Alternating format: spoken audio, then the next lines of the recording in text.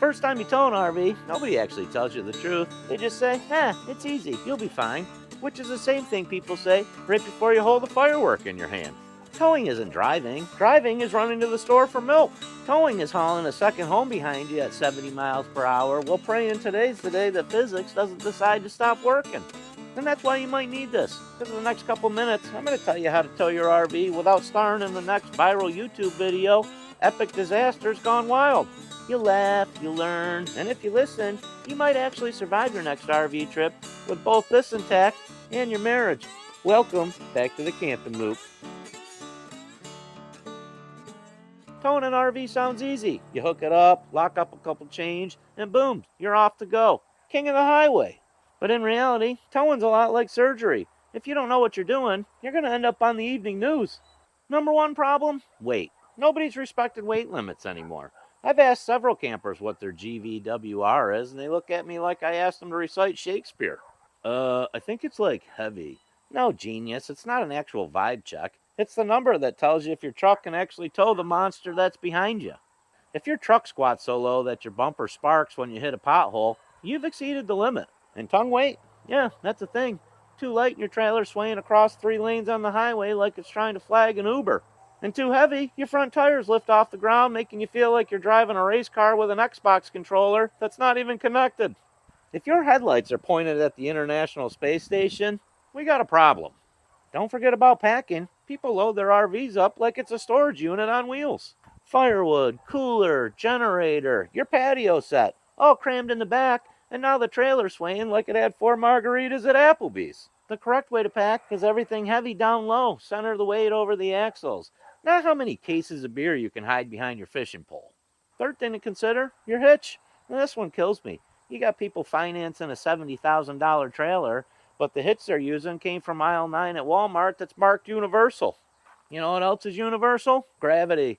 And it's the only thing holding your house on wheels while you hit 65 miles an hour. And don't forget about your safety chains. My God, people treat these things like an accessory, like they're picking out jewelry for their truck. Oh, I just looped them around once. It looks cute. No, you cross them. It's not a design choice. It's the thing that keeps your trailer from launching into rush hour traffic like a rogue Airbnb.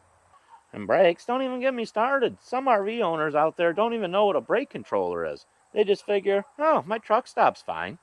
Yeah, your truck, by itself, you add 8,000 pounds behind it, and suddenly you might be creating a new drive-through lane at the Chick-fil-A. A properly adjusted brake controller equals a trailer that might actually stop. Without one, you're risking yourself and others on the road. And your tires, that's where marriages go to die when you're pulled over with a blowout on the side of the highway. Nobody checks their RV tires. They just assume the ones that came with the rig 11 years ago are still fine. Your RV tires don't wear down, they explode. And it's never at a convenient time, usually in the left lane doing 70 miles an hour.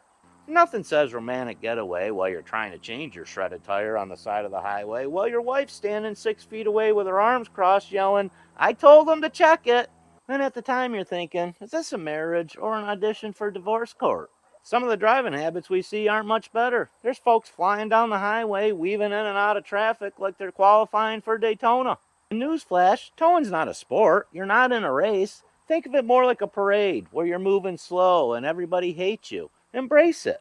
And again, we'll tell you, don't forget about your pre-trip inspections. You should be checking everything. Your lights, your tires, your chains, your propane, the whole 9 yards.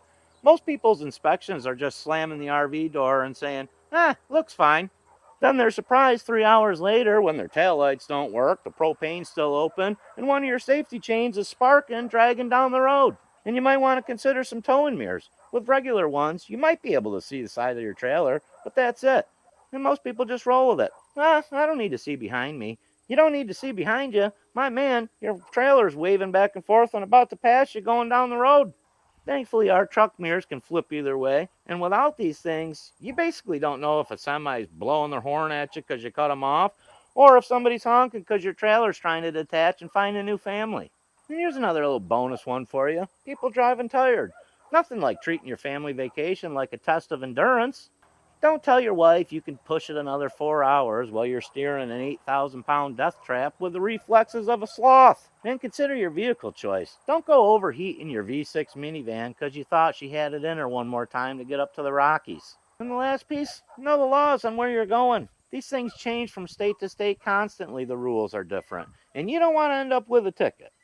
Look, bottom line, towing's not complicated, but it's not easy, but it's not rocket science either. Respect your weight limits, balance your load, use the right hitch, cross your chains, and check your damn tires.